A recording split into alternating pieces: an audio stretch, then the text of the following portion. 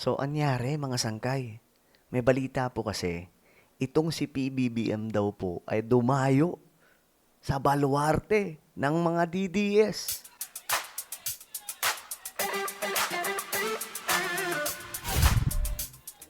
So, anong ginagawa ng ating presidente sa Davao? Pumunta daw kasi ito mga sangkay at ayun, nagkagulo yung mga tao doon. Ang tanong, anong ginawa niya?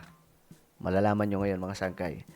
Anyway, bago tayo magpatuloy sa mga hindi pa po dyan nakakapag-subscribe, guys, makikita nyo po yung subscribe button sa baba ng video na to.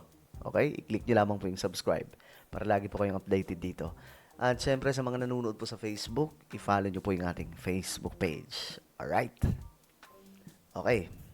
So ngayon nga mga sangkay, pag-usapan po natin itong biglaang pagdayo ni Pangulong Bongbong Marcos sa Davao.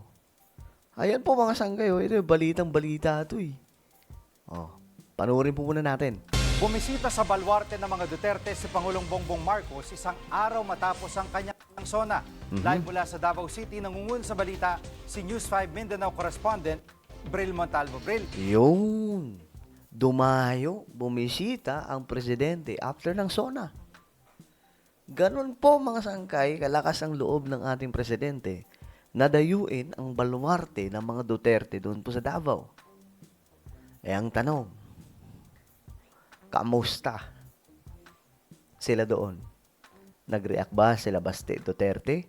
At saka anong ginagawa doon nila PBBM? Anong pakay dyan ng Pangulo? Ayun, sakto yung tanong, anong pakay dyan ng Pangulo?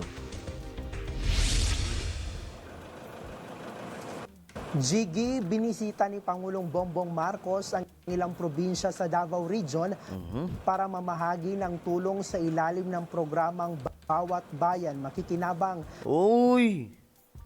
Namahagi ng tulong. Tulong. Saklolo. So, namahagi ng tulong ang presidente. Hindi po siya pumunta doon para kumaway-kaway lang. Siguro, pag ginawa niya yun, baka habulin siya ng mga DDS. Baluarte yan eh. Kampo yan ng mga DDS. No, nasa 99% DDS yan. Kaya, bibihira po na lumapag dyan si PBBM. Pero pumunta siya. Ganun kalakas ang loob niya. Ano pang ginawa niya doon, mga sangkay?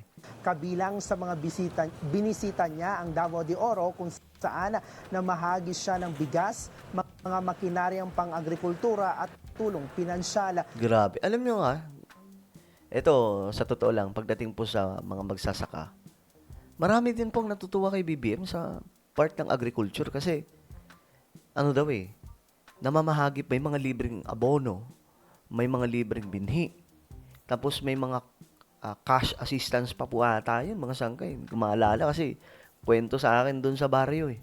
Tapos, maliban dyan, may mga modern equipment na pinamimigay ang presidente sa mga magsasakaan. Sabi pa nga po ng mga magsasaka doon sa amin, first time daw po yan nangyari na may pangulong gumawa ng ganyan sa sektor ng agrikultura. No, well, good job, Mr. President. Pero tingnan natin anong ginawa niya sa Davao. Binigyan ng tig 200,000 pesos na cash assistance Ayun, yun yung sinasabi ko, mga sangkay. ang bawat barangay. Sa halagang ito, 100,000 pesos ang paghahatian ng 5 scholars. Sana all. Sa kasalukuyan, halos 37,000 barangay sa buong bansa ang nakatanggap ng pondo. At sa rollout sa Davao Region, higit 500 barangay ang benepisyaryo. Ayun na. Nangako ang Pangulo na kung maganda ang resulta, hihilingin niya sa Kongreso na dagdagan pa ang budget upang mas marami pang barangay ang makinabang. Kita niyo mga sangkay, mga DDS yan ha. Kumakamay kay PBBM. Jiggy. At Bril, may iba pa bang pinuntahan ng Pangulo dyan sa Davao? Ayan. Late kasi dumating yung boses eh. Ang bira, kaya tango-tango muna eh. Jiggy, hindi na nagkaroon pa ng pagkakataon na bisitahin ng Pangulo ang mga binahanga residente sa Davao City. Okay. So ito, diretso tayo. Ito yung isa sa pinuntahan ni PBBM. Ayan o, dumating sa Kalinan, Davao City, si Pangulong Ferdinand Marcos Jr. Ito Davao City po mismo ito. Ano meron doon? Guys, ang meron lang naman doon, mga pabahay ng presidente. Binisita niya itong, I think, 4PH program po ata ito. Mga pabahay na kung saan tinitirahan na po ngayon ng mga Dabawenyo. Mga DDS po ang nakatira. Pero, tingnan niyo yung ginawa ng presidente.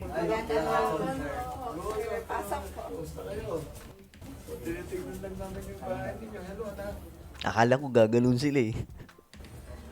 Okay, ilan kayo dito? Tatlo kayo, kayo tatlo. Pero lahat, I think you really have to build the school kasi sa dami ng bata eh.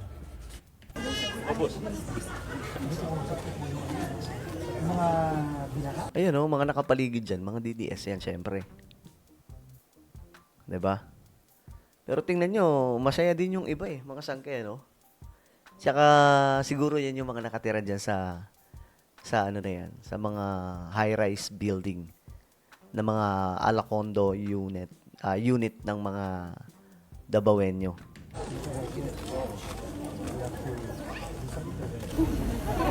Everyone. Thank you, sir. Thank you.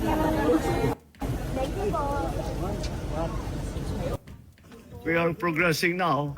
Ayan, yan po mismo, yan nakikita nyo, yan po yung isa sa mga project ni PBBM na ang tawag po dyan is 4PH program ng ating pamahalaan na nakakatulong mga sangkay sa maraming mga kababayan po natin na nangangailangan na mga disenteng dahanan.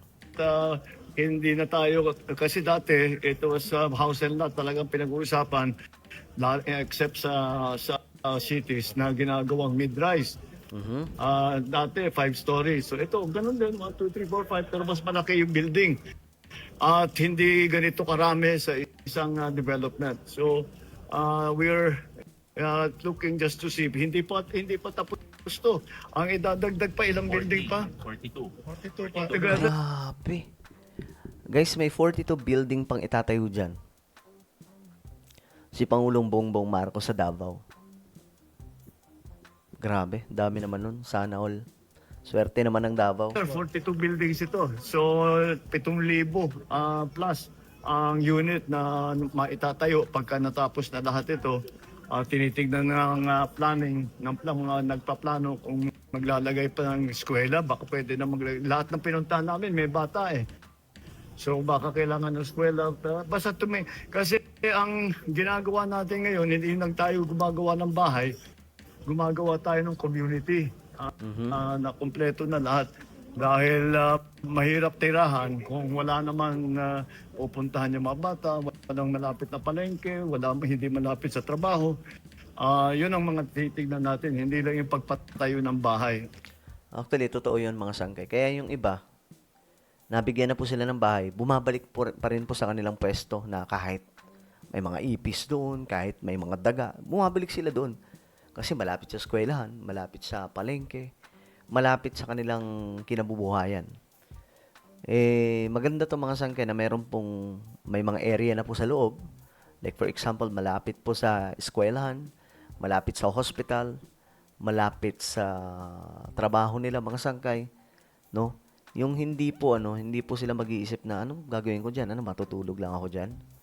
Wala akong gagawin kasi malayo yung school, malayo yung trabaho, malayo yung palengke, malayo yung hospital. 'Di ba? So ito mga sangkay, ang mga pinatayuan ng pagkakaalam ko, binild up tong mga building mga sangkay sa mga malalapit na mga lugar like palengke, eskwelahan, hospital, yan. But we'll be continuing. Siguro lahat ito, yung buo nito matatapos by end next year. Makasakali. Matatapos natin yan. By the end of next year, lahat ng 42 na buildings.